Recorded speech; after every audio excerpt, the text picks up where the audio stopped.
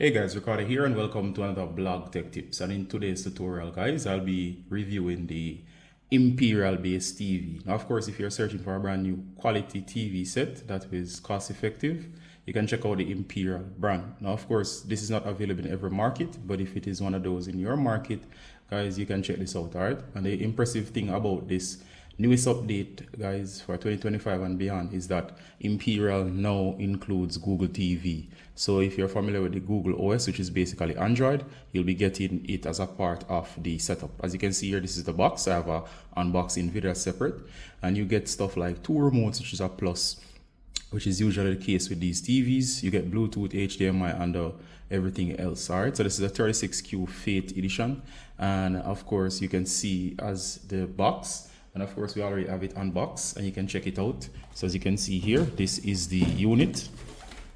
All right, so as you can see, it's a familiar Google TV interface, which I said was basically Android. And of course it is very familiar, so you can check it out. All right, so the first thing you'll like about this is the QLED display. And of course it's quite responsive, which is one of the things I like, and that's out the box. And I like that they include as well app, which you can find on the home screen here, easy to miss. But of course, if you use this you use a TV manager app, which is this TV manager app over here, which I just showed. It allows you to clean up your device to have it continually running smoothly, which is typical of device over time that slows down. All right, so you want to make sure that you have familiar with the features, and of course the interface is straightforward. It comes out of the box ready to launch Netflix, YouTube, and of course you have Prime Video as well. And you can also install additional Google applications, since this is a Google based TV. Now of course, if you check out the menus, it comes with a very robust menu, which is the Android interface, which is quite familiar if you own an Android device. So if you're staying in the Android ecosystem, you should be right at home.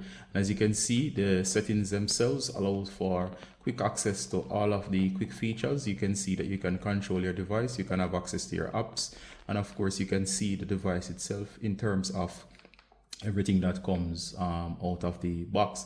So you can see here there guys that everything is here. You have the options, and of course you can see this is the model is R3G, and of course the Android version that this is modeled after is Android OS version 11. As we said, it's an Android and it's Google TV.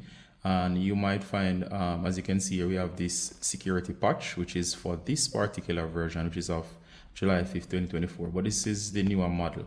All right. But of course, as time go on, you do get the updates. You can see the Android OS build and so on, and information and all that is necessary for your TV. All right. So you definitely want to check this out. I find that it's very snappy, and of course everything just works. Maybe if you're just looking for something to watch TV, this will be great. So one of the biggest selling points, guys, is the price. So the price is very affordable. So if you're getting this, if you're competing with other brands, you do get a lot of bang for your buck, which I've found so far. Time will tell if over time if it works out in terms of will it be consistent in its performance.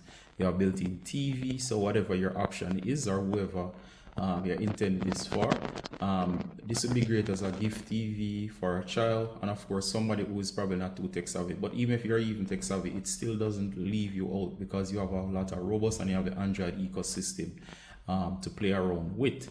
So of course I like this because it adds a lot of features. All right, so of course you do get 2 remotes. The remotes come with their own battery, so you don't have to seek out batteries out the box. You also get breakout cables. You get the easy to use manual, and it simply just works. Once you have a Wi-Fi connection, even if you don't have a Wi-Fi connection, you can use the general coaxial cable to connect to your rabbit ears or to an external antenna, and you can start enjoying TV. If you do have a Netflix account or a YouTube account, you can start watching content on your TV, and it's quite easy. You can hook up USB flash drives and use those as well to watch whatever you want, or of course load on your content. All right. The bad things about this TV in terms of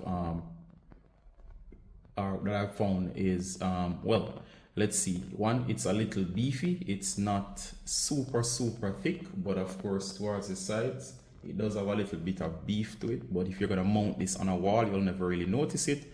Or of course, if it's close up on a desk as seen here, you're not like literally looking at the size of the TV. I like the thin bezels. It does give it that cool look, so the bezels are not super thick, so of course that helps with immersion. They could be thinner, but of course for what you're getting, it does work out fine. The price point is also very good, so of course it's hard to beat, and I think this is one of the best options you could ever pick in a price range like this.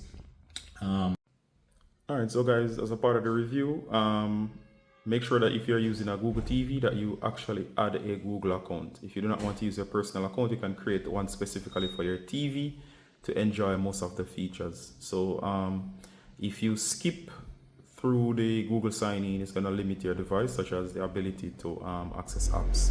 So if you see that my interface was a little bit different throughout the review, that's because, of course, I hadn't signed into a Google account. But as you can see here, once you sign into the Google account, you do get this widgets area here. Those are those ads, basically. You'll get used to those after a while. They don't really do anything for the most part, except some of those movie apps, where you can see your apps front and center. You can see your YouTube channel, stuff related to YouTube, which you have watched. And of course, you will get this extra tab, but if you do not sign, you don't get it with your apps. So if, for example, you do not see the apps area, it's because you did not sign into your Google account. And of course, you can see your library here, depending on what you have in terms of apps and associated with your account. You can see categories, you can see the settings here. As always, once you sign in, you do get additional features, and of course you can set device name and all of that, so you see the whole general outline. So just a quick note, make sure that you use the Google account or a Google account with your Imperial TV. It does add most of the features.